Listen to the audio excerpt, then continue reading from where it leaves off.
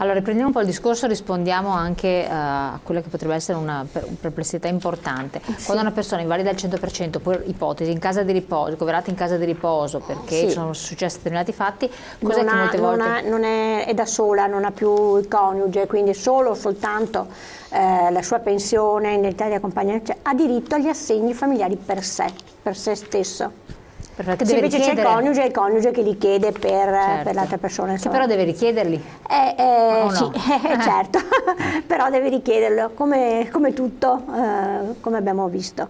E quindi è importante che i familiari lo sappiano, insomma, e che si attivino per fare però questa ci deve richiesta. essere la dichiarazione dell'uso di invalidità. Beh, certo, al 100%. chiaro, sì. Ma quando una persona è al 100% non autosufficiente, di solito anche l'indennità di accompagnamento, anche la dichiarazione di handicap per poter far usufruire i propri familiari dei permessi, no? Dei congedi specifici, insomma la documentazione di solito. Invalidità parziali invece ci sono dei diritti? No, le invalidità parziali, quelle sono a seconda poi se uno è ancora in età lavorativa o No, quelle sempre dei pensionati che ecco. magari uno è stato ricoverato in ospedale. L'assegno di invalidità parziale che uno ha quando è al lavoro, no, eccetera, poi quando compie l'età pensionabile si tramuta in pensione. Certo. Faccio l'esempio,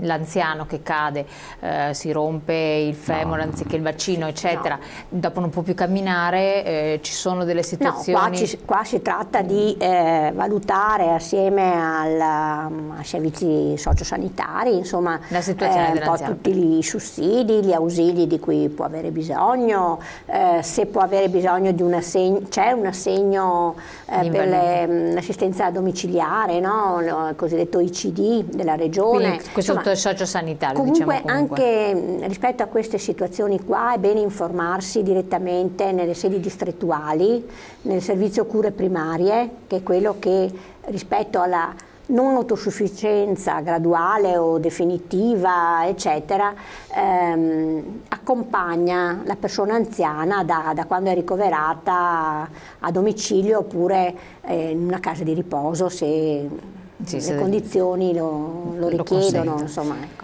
Situazioni anche importanti sopperite con l'amministratore di sostegno. Che cos'è? Sì, cioè quando c'è il caso di una persona che è appunto invalida al 100%, che ha perso... Al 100%, quindi, 100%, che ha perso l'autonomia, diciamo, eccetera, è possibile nominare un amministratore di sostegno, che è di solito è un familiare che viene nominato dal tribunale, ma c'è una pratica da fare che non è semplicissima.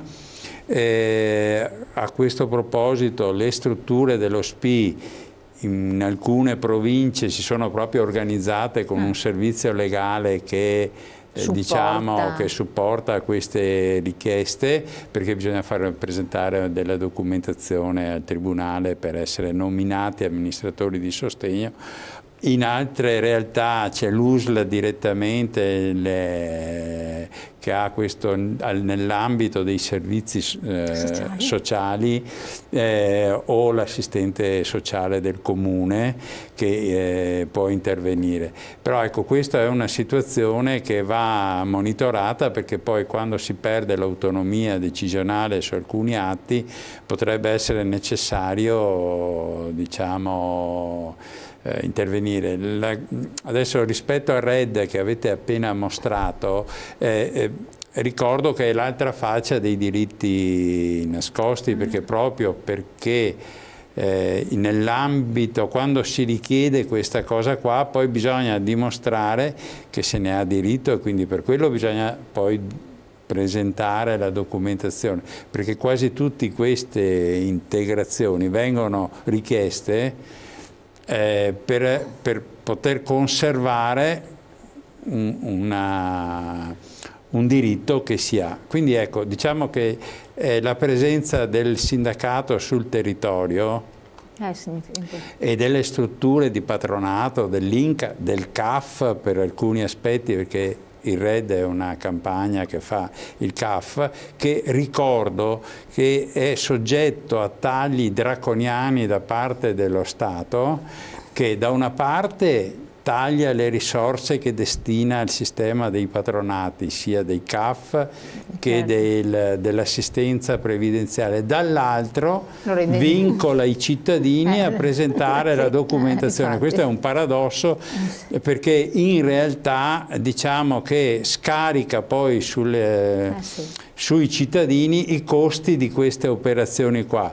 Ricordo che per gli iscritti, i nostri iscritti, queste pratiche sono gratuite e vengono concordate, diciamo, gratuite, vengono riconosciute gratuitamente. Quindi anche questo è un motivo per chiedere alle persone di iscriversi, per darci, diciamo, la possibilità poi di affrontare meglio, diciamo, queste esigenze che sono a favore delle persone, soprattutto delle persone anziane.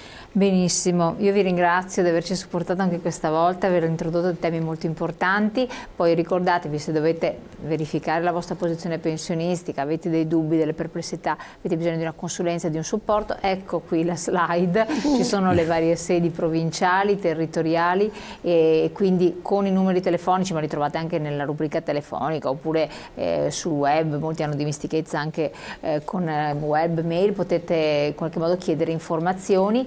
E poi naturalmente basta andare con la propria carta d'identità, vero? Non occorre portare chissà quale incartamento che tanti ci chiedono, quali documenti, no, tranquilli.